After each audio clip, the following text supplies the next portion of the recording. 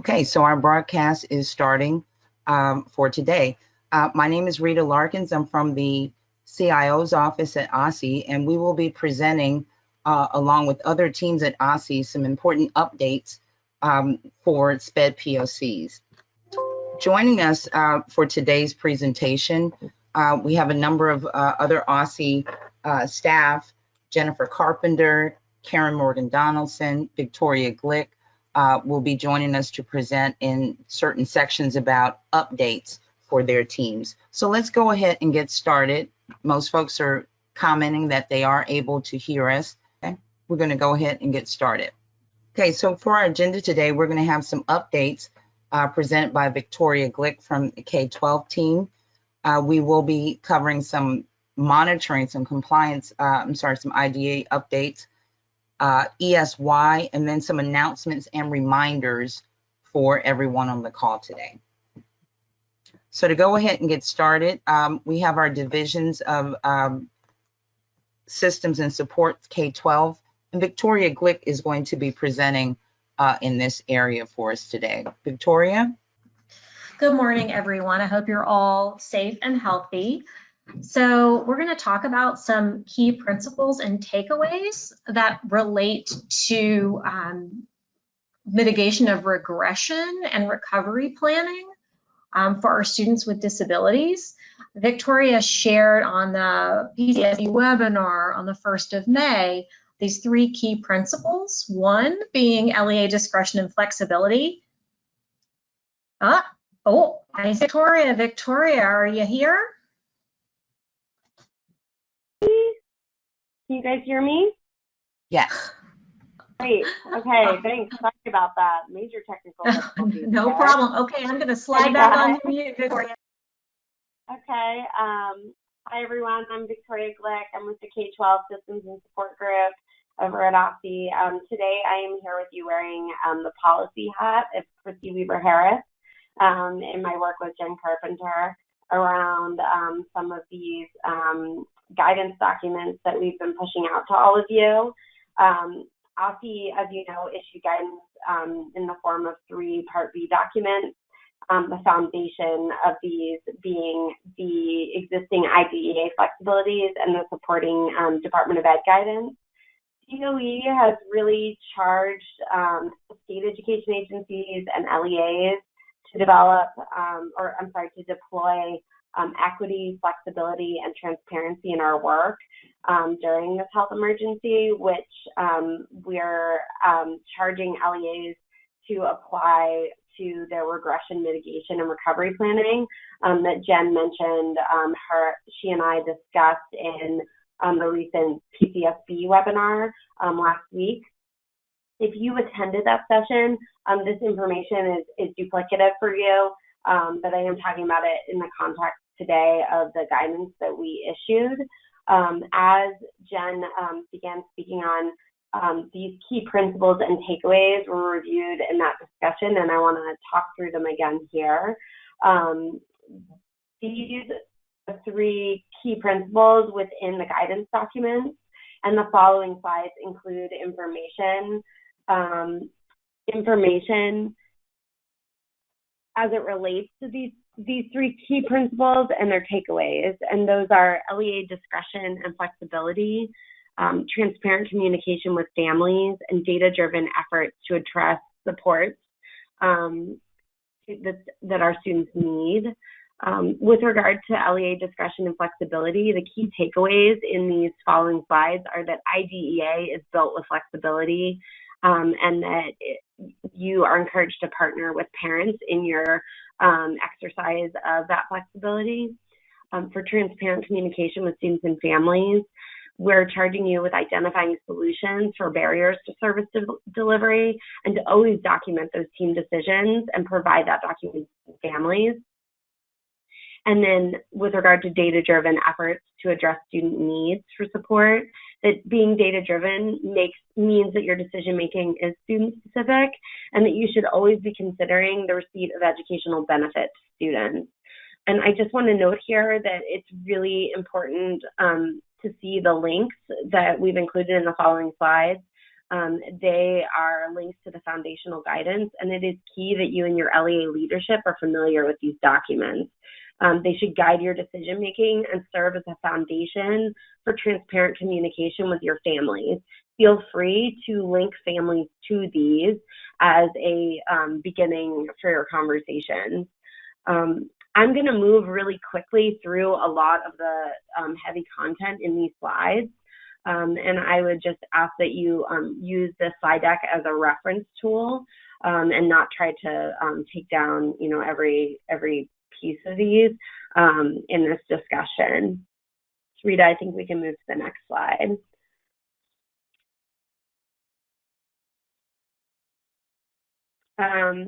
So IDEA, allows for flexibility. FAPE is required, but it may need to look different during these circumstances. It's designed to foster this, and LEAs have broad flexibility to determine the methodology of how they implement IEPs. You should do so in partnership with families, which we discussed a little bit in Key Principle 2 on transparency. But the main takeaway here is that LEAs can and should establish policies and procedures based on what works best for your LEAs and your students. So I really want to empower you to think deeply about what your community needs and what is within the bounds of what your LEA can produce at this time, and establish policies and procedures. If we want to move to the next slide, that's great. DOE has granted that wide-ranging flexibility to LEAs to manage timelines specifically through attempts to reach agreeable extensions with families.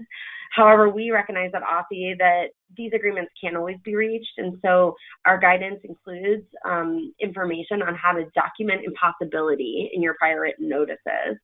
And IDEA really grants flexibility that I've been mentioning over and over again, because it's really important to determine that methodology.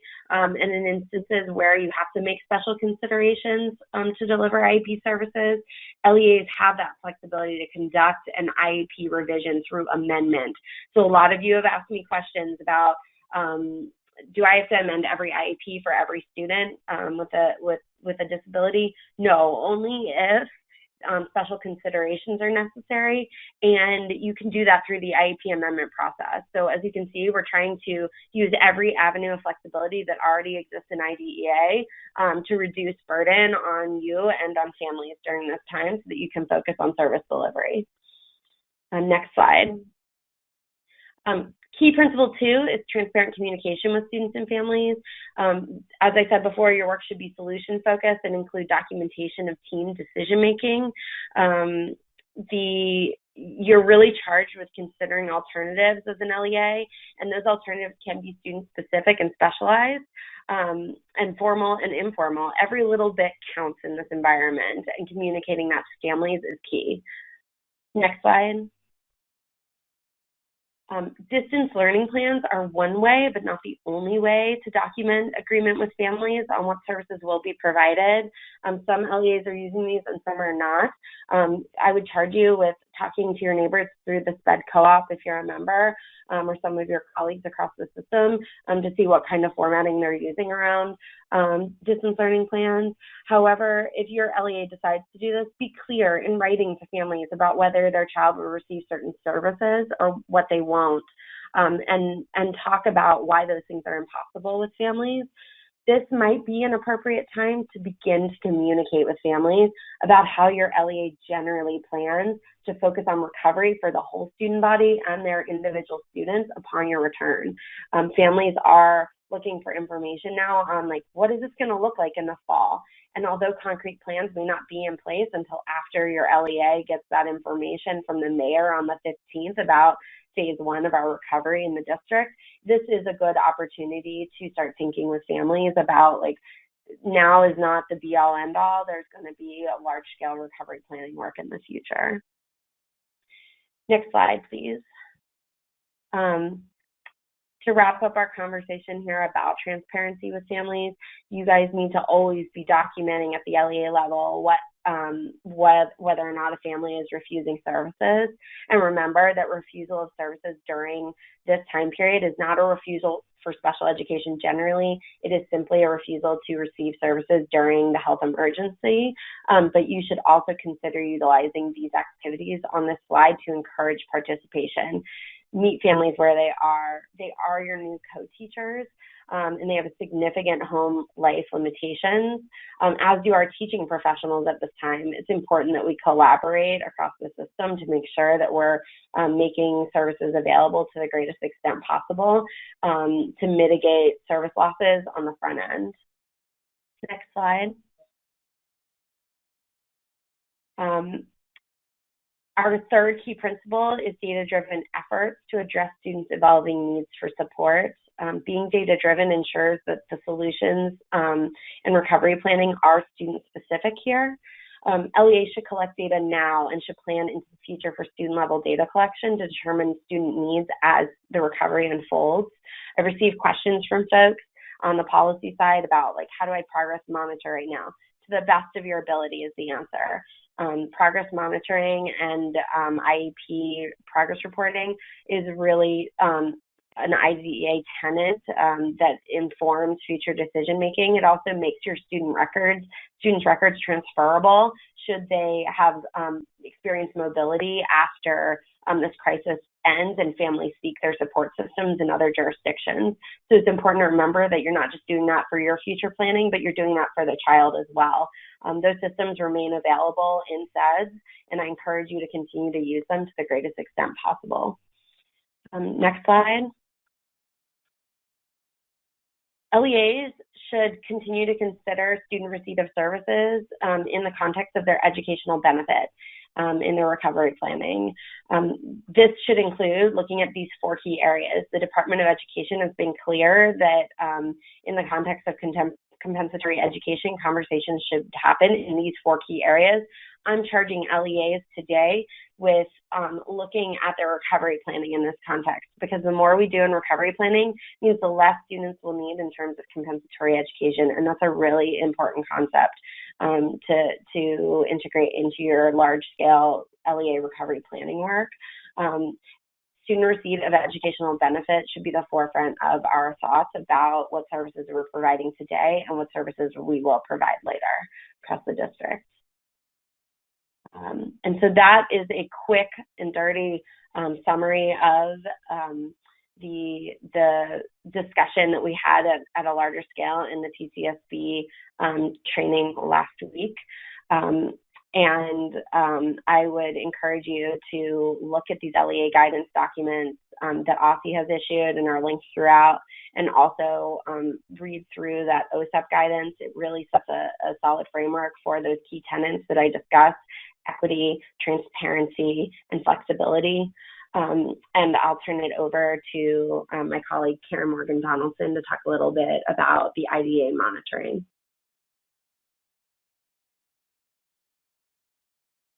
Good morning, everybody. This is Karen Morgan-Donaldson from IDEA Monitoring. I think I just have one slide. Rita, if you could go to the next slide. This is just a quick reminder that on April 30th, we issued a memo related to monitoring activities, modifying the monitoring schedule, as well as LEA documentation and DC CATS. A link to that memo is in the slide, and we encourage you to reference this. We do want to say that we, as an agency, acknowledge that LEAs are going through a lot right now, and so we are trying as best we can to be flexible with our monitoring activities, but we are required as a state agency to report, to the Department of Ed. So we still, as a state agency, need to move forward. So we do need to complete these monitoring activities. So again, we are giving LEAs certain flexibilities, as many flexibilities as we can. So please reference this memo. It has an updated schedule, and it also has clear directions for how to document procedural delays for IDEA in DC CATS. And if you have any questions related to that guidance or the memo, please feel free to reach out to me directly. Thank you. Okay, in the next section, I'm going to be talking about extended school year updates, ESY. And this is for just reminders for LEAs that will be hosting ESY or having an ESY, just some things that you need to do. The ESY certification memo went out, I believe it was last Thursday. So for folks that are hosting ESY, just want to walk through a few of the steps as a reminder of things that you need to do in preparation for ESY. So that very first thing is to go into your eSchool Plus account or have your data manager add your extended school year time frame in ESY. So you'll need to create, in eSchool Plus, you will need to create an ESY calendar. And those steps are pretty clear. The person that's really in charge of doing that is your data manager. So you just want to make sure that your ESY dates are in eSchool Plus. Next, you as the SPED POC, you'll need to go in and enter your ESY reporting period in SEDS. Very important that you label it as reporting ESY period, whatever that period will be next, and then your begin and end dates. This just really regulates your progress reports in what order they will appear. So that you have the first 4 that are for that regular school year, and then you have that 5th one for ESY. And the instructions are very clear. Make sure that you are naming it reporting period, reporting ESY period, and then give the number. So that's very important for you to get that right in SEDS. As a reminder, the ESY certification per the OSSI ESY policy is now extended to June 1st. And the purpose of this certification is really just to assist LEAs and non-public programs in planning, informing the staffing if you are offering a summer program or for ESY summer for those months, and also to assist OSSI in anticipating any state transportation needs for ESY purposes. So that due date is now June 1st. More about ESY certification. You have completed your certification once all your student level ESY decisions, and that includes the goals, services, and transportation, have been updated accurately in SEDS. And of course, you know that needs to be a part of their finalized current IEP. So for some folks, I imagine you will be doing, if you have not also already added ESY to the student's IEP, it may require an amendment in some cases. So very important.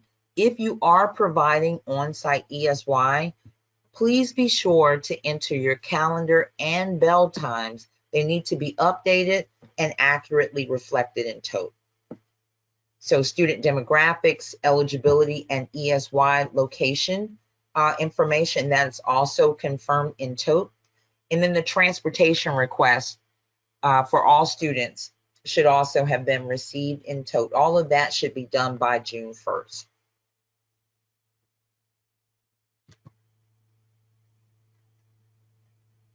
And this chart just gives you a breakdown of all those tasks for ESY and then their due dates. A lot of this you have seen before. Those deadlines are basically just been extended out to June 1st to allow you to get the TOTE and other things updated in SEDS as required for ESY. As I mentioned before, the ESY memo did go out, so you should have received that, but we will also make a copy of that available in the handouts. Other ESY resources. So we have updated that policy, and this is a link to that policy. Any frequently asked questions about ESY. So we do have some other recorded information that you're able to take advantage of on the OSSI website. These are the links to the overview of ESY eligibility, SEDS documentation. And then as always, you can contact the policy team in the Division of System and Supports, K12, and that is the email address for K12. And we've also provided some additional, again, more recorded training material for folks that are new to ESY. We have modules around determining ESY determinations, documenting ESY in SEDS, and then transportation and SLED. So another important piece is the ESY SLED module, where you need to name your location and a number of other steps that need to happen in SLED. So those resources are there and available for you. And also this presentation will be available within 48 hours on the list of SPED POC webinar links. Next, we're going to move into some additional reminders and announcements from other teams. And I think we may take a few questions. We'll see. Good morning, everybody. Again, this is Jennifer Carpenter. I just want to draw your attention to some distance learning supports for educators that are available through the Division of Teaching and Learning. There will be weekly content sessions offered. They're 1-hour sessions, and I really hope you will find some time to access these sessions and to reach out for some individualized support or technical assistance from our team. In the coming weeks, I will be launching content sessions that are specific to the key principles that Victoria discussed today, to include some concrete tools and examples of resources that you can use in your mitigation of regression and recovery planning. Great. Thank you, Jennifer. Oh, Rita, I'm so sorry. Can you go back? And Sure. also, to please access the distance learning resource guide. You can find it all there at the link. But that distance learning resource guide is updated frequently and is carefully curated by our team. Thanks. Thank you.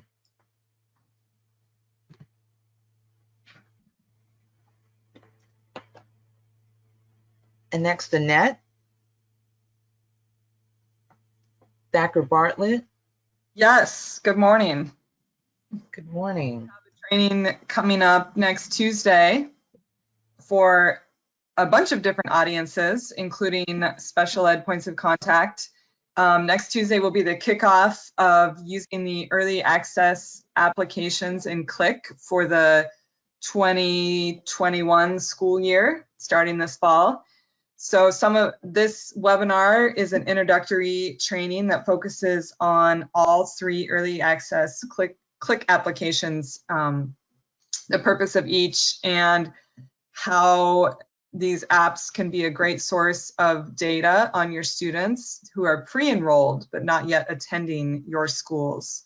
So some of you are familiar, hopefully all of you are familiar with the Students with Disabilities Early Access app, but we also invite you to join in this webinar to learn about the other 2 applications and who may have access to those and how this information can be used together. This webinar next Tuesday is not a deep dive user training. We will be providing those as pre-recorded trainings next week as well. Rather, this is an overview and an introduction to all 3 CLIC applications. Please share this invitation with folks in your LEA and school networks who may not be aware of this opportunity, your leadership teams, people who serve on student support teams, counselors, data managers, anyone who may benefit or who may plan to use one or more of these applications over the next several months as we gear up for the next school year. We hope to see you online next Tuesday. Thank you, Annette.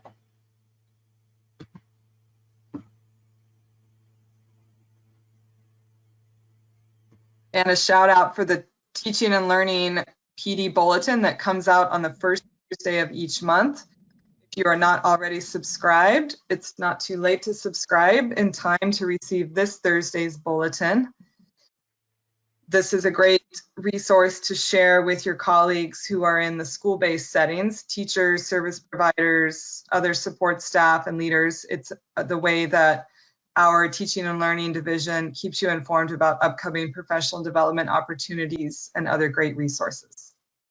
Okay, great, thank you. So we're going to take a little pause now. We have several questions in the chat box. I'm going to just pause just a little bit, and we're going to take a few questions, see how many of these we can answer. We have a little extra time, so hang on just one. Okay, so a couple of questions that are in the chat box. We're just going to take a few of these questions here. What is a bell time? So that's the daily schedule. I hope you all are able to hear me. Okay, great. So the bell times are the daily schedule at a school location, the start times, end times of that school location. So that's the bell schedule. Okay, so here's a question. Will there be any upcoming guidance on evaluations and transfers of responsibility? Hang on a second. And transfers of responsibility to new LEAs as student transfers. So I think maybe some of those questions would be answered in your student with disability training, the webinar that Annette mentioned, where we talk about incoming students and what you're able to do with that information for the students that you're receiving to your LEA.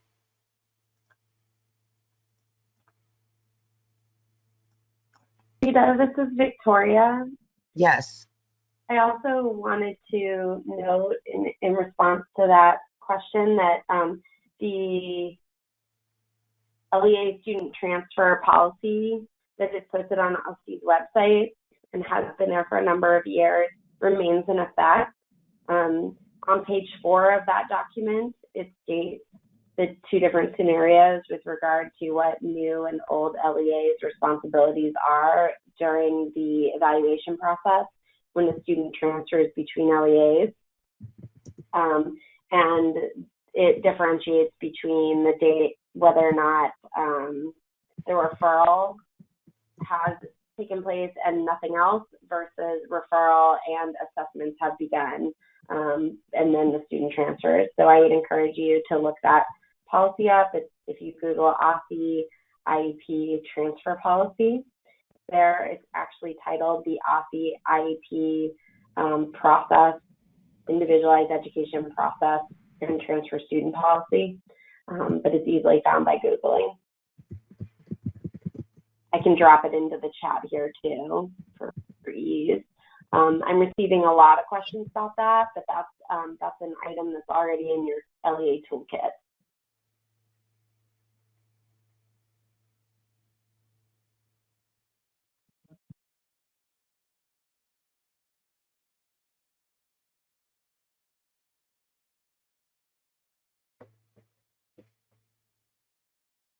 Okay, next question. Are you expecting some of the information from the presentation today to change or be updated pending the Deputy Mayor's Office announcements on May 15th?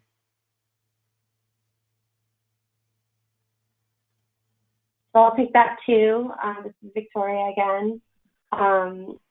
We don't expect any of the EFY certification work or anything in the linked policy that's specific to COVID-19 and EFY that I dropped into the chat and I believe is also linked in the webinar to change. That work is really based on your LEA's decision making around whether or not they're providing in-person or virtual EFY. And I do want to make a reminder here that for the 1920 school year, summer 2020, right now is your last opportunity to meet your obligations related to EFY for students with disabilities. If your LEA did not provide EFY during any other school breaks during the 1920 school year, summer is the last opportunity to meet those obligations. So that's something to consider in your planning. And I don't foresee that the mayor's announcement on the 15th regarding phase 1 of the district's reopening will impact that work. But if there are impacts, of course, we'll revise and reissue guidance. Also, we expect to put out on the Part B side an additional FAQ in the next during this month to answer many of the questions we continue to receive from stakeholders, and that will consider any of the information that the mayor announces on the 15th. Another great question. If we are providing ESY via distance learning, do we need to amend the IEP to remove transportation services or just not request in tote? We do have someone from transportation online.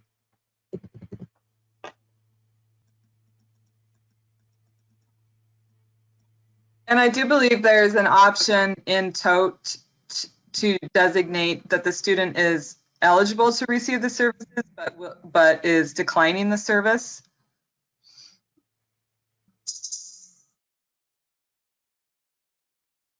Yes, that's correct. I was hoping we had someone from our transportation team. Rita, I can take it. If we don't have a transportation member with us, because I think this is like a bit of a policy-focused question. So if a student is eligible for transportation, then it should say so on their IEP.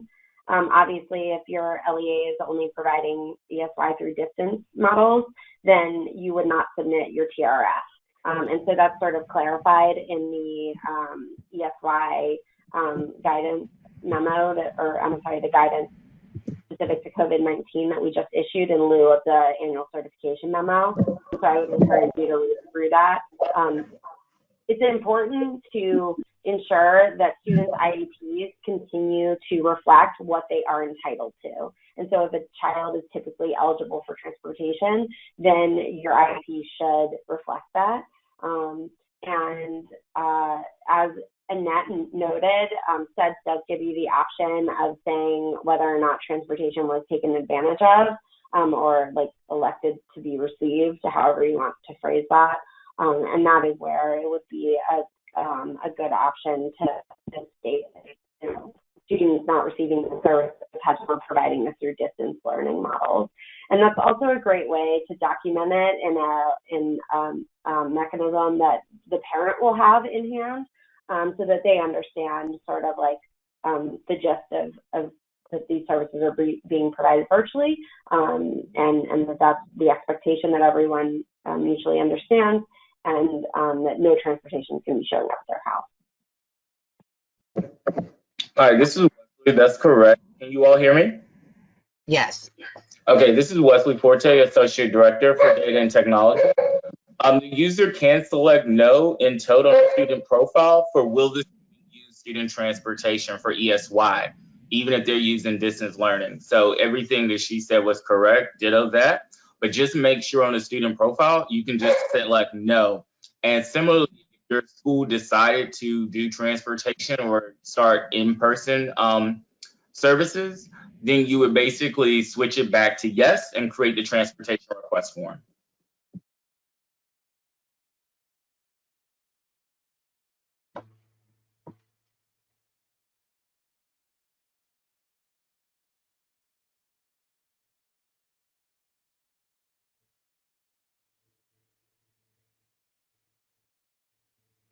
Okay.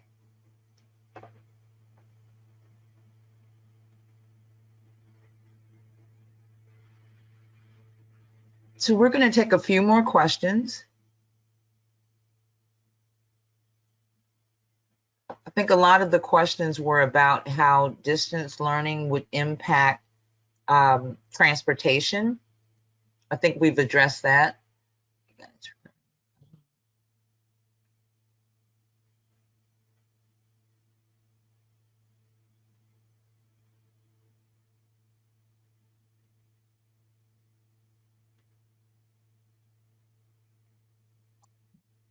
Okay, options available for collecting signatures on IEPs and amendments during this time.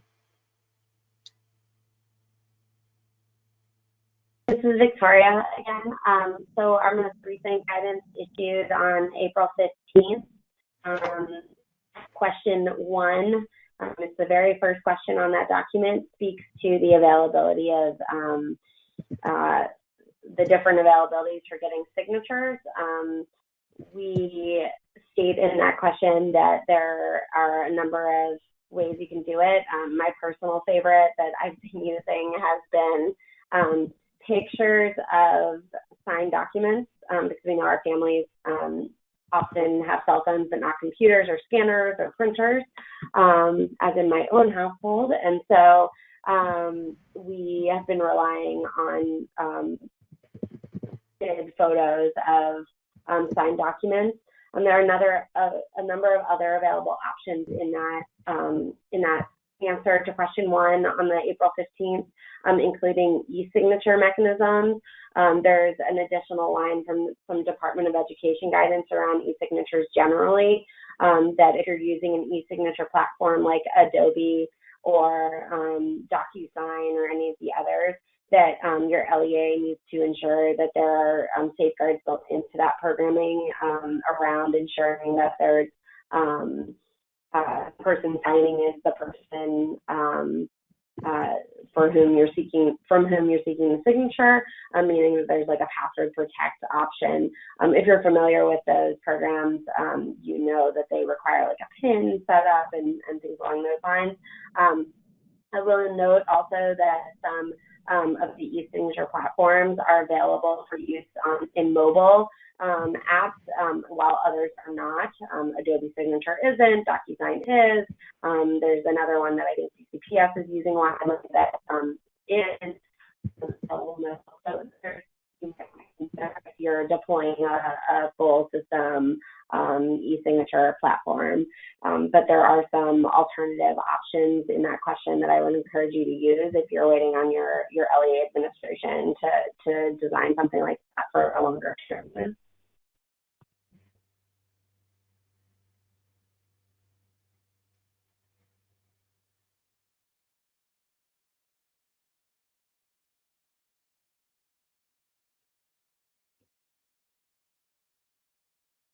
Okay, Victoria, and everyone else on all the other OSSI staff on the line, what we will do is there are a number of other questions that are in here. What I'd like to do is just kind of put everything together, and if we can make that available on our online portal, some frequently asked questions in this section, that we can make that available along with the recording for today's session. That sounds great to me, Rita, and thanks folks for your questions, especially on the policy side. It helps us determine what goes into the next FAQ, and it really is very helpful to know what our community needs. So thanks for attending today. Oh, I'm sorry. So we'll go ahead and compile the rest of the questions and make those available to send out. Just a few others that I'm able to answer online, I'll go ahead and respond in the chat. But there'll be a collection of all these questions together so that people, I'm sure other people may have had some of the same questions. So we'll put those together, make those available for you online, the same place the recorded version of today's webinar will be posted. Thank you to all the staff participants, and thank you to all of our LEAs, special ed POCs, and other invited guests for today. We appreciate your time. As always, we've posted some email addresses if you need to reach out. And at the end of the PowerPoint are also some follow-up emails if you need to reach out. As always, your OSSI data liaisons are available to assist you, or you can enter any kind of tickets or issues you may be having in our OST, the OSSI Support Tool System. Thank you for your time today, and have a great afternoon.